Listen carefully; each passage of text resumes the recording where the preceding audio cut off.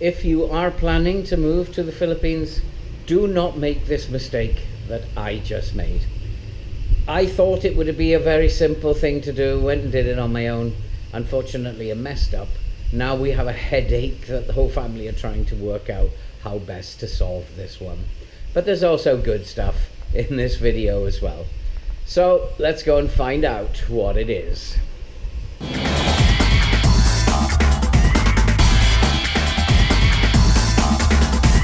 Hello and welcome back. I'm Phil and this is Scrambled Eggs because it matters, and we have moved to the Philippines. And yes, I did make a terrible mistake and we're working hard now to try and figure out a way to put that mistake right. I think we have some options, but we'll deal with that later because there have been a lot of good things happening too.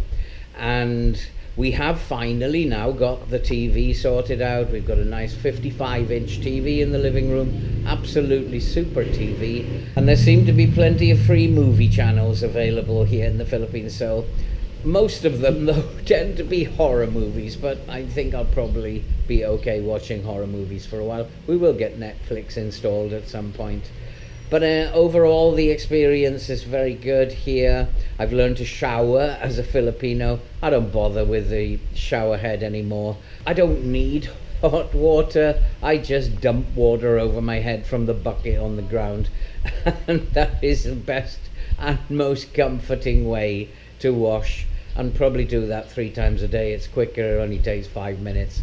And it does certainly cool you down in this heat. I am told from various YouTube sources that El Nino, a weather phenomena which is building in the Pacific Ocean, is going to cause havoc in Southeast Asia over the next few months. And so it is going to remain very hot here, I think. But we'll deal with that. I think I might have to get an air cooler installed here, and that won't be too much of a problem. I think they cost around about £80. But it's a little bit more efficient than the fan and not as expensive as air conditioning. When it comes to startup costs, there have been, of course, going to be a startup cost. Although the house that I moved into was paid up front, the first month rent and deposit was paid while I was in the UK. There have been, of course, when you get in, there was no TV, so I had to get the TV bought, which we did. TV was cheap, 55-inch TV, only cost me around about £270. I bought a couple of fans. I bought a new monitor so I can hopefully begin streaming very soon. Lighting is not something that they do very much here, and I've walked around trying to find computer lighting. Not really available. I might have to get that online, and that will be sometime down the road. But we'll be doing a couple of test streams for the other channel, the Football Manager channel, very shortly. Might even try one later today after breakfast. And then of course when you move into a new house, there's going to be other costs. You don't need a great big duvet for your bed, you just need a top sheet. It's too hot to have a duvet, and most of the time you don't even sleep with the top sheet on. So in terms of bedding, towels, etc., it's been fairly cheap. The department store here during the Fiesta had a big sale, so we've taken advantage of that. Some of the items we've got up to 70% off. Shopping at the right time is quite important here in the Philippines. And then you have to get kitchenware. That's cost a little bit.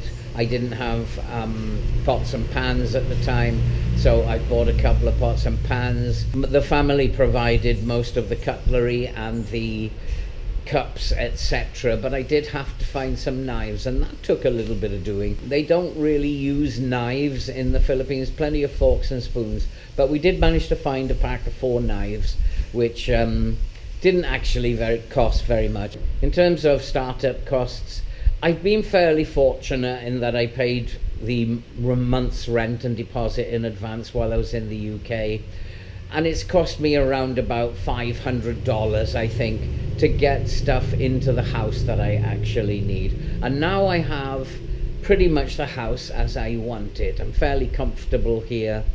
The only problem that I have is the temperature, and as I said, probably next month I will buy an air cooler rather than use the fans, because the fans just distribute the hot air, whereas this air cooler, you put ice in it and it actually cools the air in the room, uses the same amount of power as a fan, so that will be a very cost-effective item for me to buy. So startup costs, probably because I'm very fortunate that I had all this support when I arrived here, because I knew the three girls, Carol, Elizabeth and Mavil, has been minimal for me, shall we say. You have to think that in terms of if you are moving on your own, then you're going to have to stay in a hotel for a month, then you're going to have to find an apartment. That may even involve 2 months rent in advance plus a deposit. So your startup costs are going to be a little more than I am paying. But that's why I've always said that it's very important to get boots on the ground. Visit the Philippines many times before you decide that you are going to retire here. That way you will have met people and they can assist you with things such as getting the SIM on your phone. Now, I thought getting a Filipino SIM would be a fairly easy thing to do. It didn't turn out that way. I decided that rather than asking one of the family members to come with me, that I would actually do this myself. But unfortunately, when I went to Globe to get the SIM card, it seemed to be going well, and the plan that she'd put me on, although a little bit pricey, it seemed to fit what I needed in terms of calls and texts and data. And so I went along with the plan that she had set up for me and got the card installed. It took more than 24 hours for them to get it activated. But then once it was activated, I realized I had to register it. So I went online through the app to try and register the SIM card, because it has to be registered in the Philippines. And when I went to register it, I found that I didn't have the correct paperwork in order to register it. Things like proof of address, I just didn't have, because my bills are paid through the landlord. So I didn't have the correct paperwork to register it. And now that leaves us with a problem. This is a post-paid plan, and what I should have done is get a prepaid plan. So basically you get a SIM and then you top it up before you can use it, prepaying. I have post-paid in a contract situation. Now, to fix that, I've paid for 3 months. One of the options that I have to fix that is just to go into the shop and cancel it, lose the money and ask for a prepaid SIM, and just accept that I've lost the 1,800 pesos. It's not a huge amount of money, but I might just have to do that and accept that. Or the other way around, which the family are exploring, is to register it in one of the family's name. Probably not a good option, but it would tide me over for the 3 months. I think the best option, I'll go back to Globe very shortly and I'll ask them to possibly just cancel this one. Give me a prepaid SIM. It's much easier for a tourist to register it, and then that'll solve the problem. Do not do what I did. If you're coming to the Philippines, you're retiring in the Philippines, and you need a SIM, ask for a prepaid SIM, not a post-paid contract. You will not be able to register it if you take a post-paid contract, and you need to register it. I'm walking around at the moment with an illegal SIM, and I don't want to be doing anything illegal right now.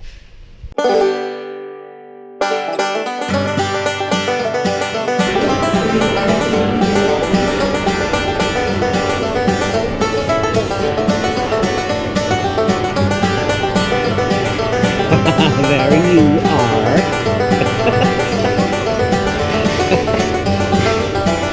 Oh my god. Oh my god.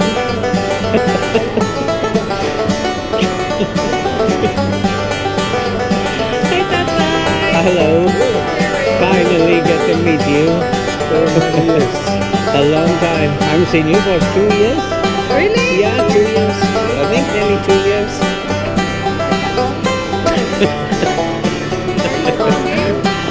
Yeah, I've been recording it since I saw you.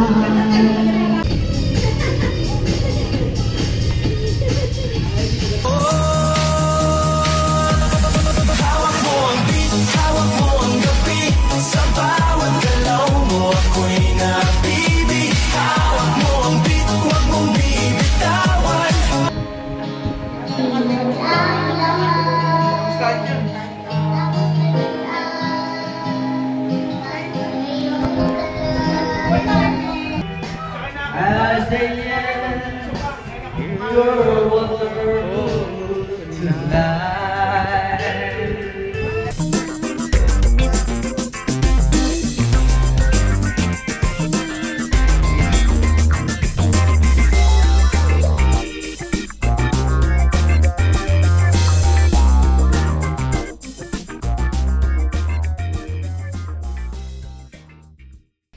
And that's it for this update. Thanks very much for watching. Appreciate all your support. This has been Phil. This is Scrambled Eggs because it matters. Do all that good stuff that you can see on the screen right now. And I'll be back with another video in the next few days. Stay safe and I will see you all very soon.